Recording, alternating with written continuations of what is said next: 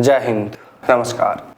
अग्निपथ योजना ने भाजपा को लोकसभा चुनावों में और फिर इसके बाद विधानसभा उपचुनावों में जो जख्म दिए हैं उन्हें भरने के लिए अब सरकार ने अपनी तैयारियां शुरू कर दी हैं, जिसमें अग्निवीरों के लिए पहले अर्धसैनिक बलों में 10% आरक्षण देने की घोषणा की जाती है। इसके बाद हरियाणा राज्य सरकार, उत्तराखंड और भी कई राज्यों में राज्य सरकार की सरकारी नौकरियों में आरक्षण देने का प्रलोभन युवाओं को दिया जाता है। तो अब बाकी रही सही कसर को सेना के कुछ अधिकारी पूरा कर रहे हैं। युवा इस योजना से बिल्कुल भी खुश नहीं है। जो युवा सेना में अग्निवीर बन गए हैं वो भी इस योजना से बिल्कुल खुश नहीं है। हर कोई यही चाहता है कि या तो इस योजना में जो जरूरी बदलाव है वो बदलाव किए जाए या तो फिर इस योजना को ही पूरी तरह वापस लिया जाए। लेकिन दूसरी ओर कुछ सैन्य अधिकारी यह साबित करने का प्रयास कर रहे हैं कि अग्निवीर इस योजना से पूरी तरह खुश हैं, उन्हें इस योजना से किसी तरह की कोई समस्या नहीं है।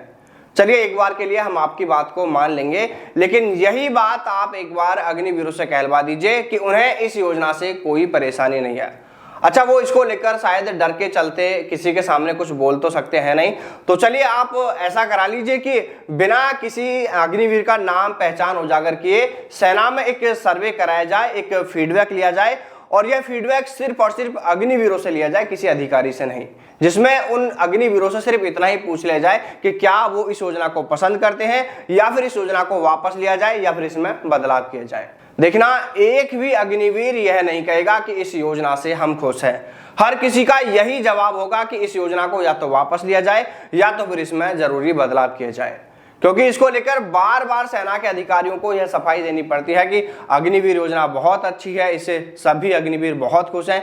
लेकिन उनकी इन बातों पर विश्वास इसलिए नहीं होता है क्योंकि उन्हें वाकई में इस योजना से कोई फर्क नहीं पड़ता है, क्योंकि ये योजना अधिकारियों के लिए नहीं बल्कि जवानों के लिए बनाई गई है, इसलिए उन्हें कोई फर्क नहीं पड़ता है। देखिए, अभी बीती 21 जुलाई को इसको लेकर लेफ्टिनेंट जनरल चन्नीरा बंसी पोनप्पा, जो कि मौजूदा समय में भारतीय सेना के एडजुटेंट जनरल के रूप में कार्यरत है, उन्होंने कहा है कि लगभग 1 लाख अग्निवीर सेना में भर्ती हो चुके हैं। इसमें करीब 200 महिलाएं सैनिक भी शामिल है। लगभग 70,000 अग्निवीरों को पहले ही यूनिट्स में भेजा जा चुका है और वो बटालियन में बहुत अच्छा अपना प्रदर्शन कर रहे हैं। आगे वो इसमें कहते हैं कि इस साल 2024-25 के लिए करीब 50,000 अग्निवीरों की भर्ती होनी है और इसको लेकर प्रक्रिया जारी है।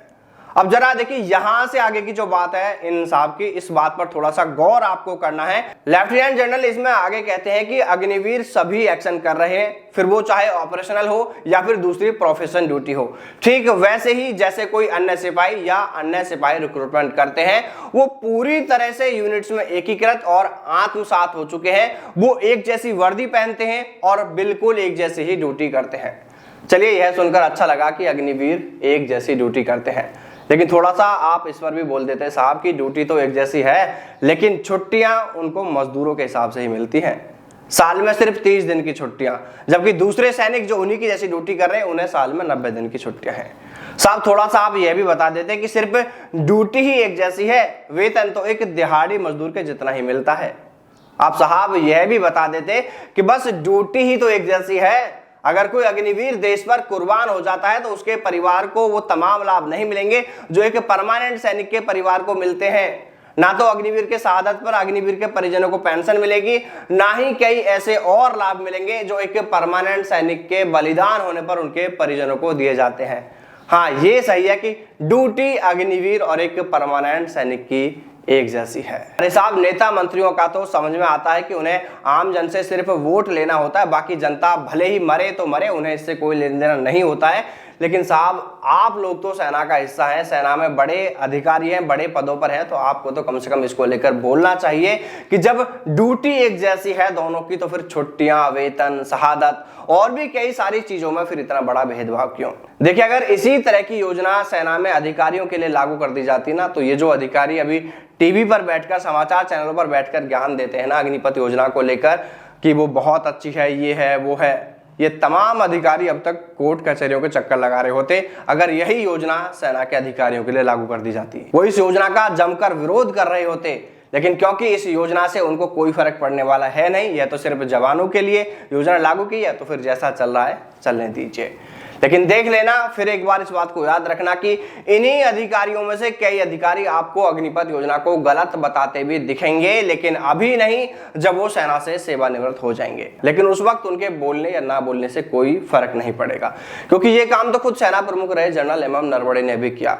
उन्होंने इसको लेकर पूरी किताब ही लिख डाली, लेकिन उसे सरकार ने छपने नहीं दिया और खुद सेना के ही कुछ अधिकारियों ने उनको लेकर भी यह कह दिया कि अगर यही बात सेना प्रमुख नरवणे जो अब कह रहे हैं, किताब में लिख रहे हैं कि अग्निपथ योजना अच्छी नहीं है, सरकार की योजना है, सेना की योजना नहीं है, अगर यही बात उन्होंने सेना में रहते हुए जिस वक्त इस अग्निपथ योजना को लागू किया जा रहा था उस वक्त वो सेना प्रमुख थे, अगर उसी वक्त उन्होंने इस योजना का विरोध किया होता, उसी वक्त ये कहा होता कि अग्निपथ योजना सेना ने तैयार नहीं की है बल्कि सरकार इसे जबरदस्ती लागू कर रही है, तो शायद ये अग्निपथ योजना उस वक्त लागू ही नहीं होती। देखिए, सरकार भले ही कितनी ही मनमानी क्यों ना करे, लेकिन एक वक्त वो भी आता है जब पावर जनता के हाथ में होती है, जनता के पास होती है, और वो वोट की पावर होती है।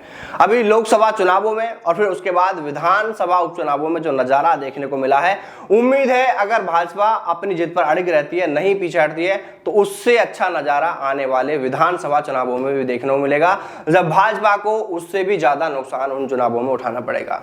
इसलिए सरकार से हमारा यही निवेदन है कि युवाओं के हित में, देश हित में, सेना के हित में अग्निपथ योजना को लेकर जरूर उचित और जरूरी कदम उठाना चाहिए। बाकी दोस्तों, आप सभी इसको लेकर क्या सोचते हैं, आपकी राय कमेंट करके जरूर बताएं। जय हिंद, जय भारत, वंदे मातरम।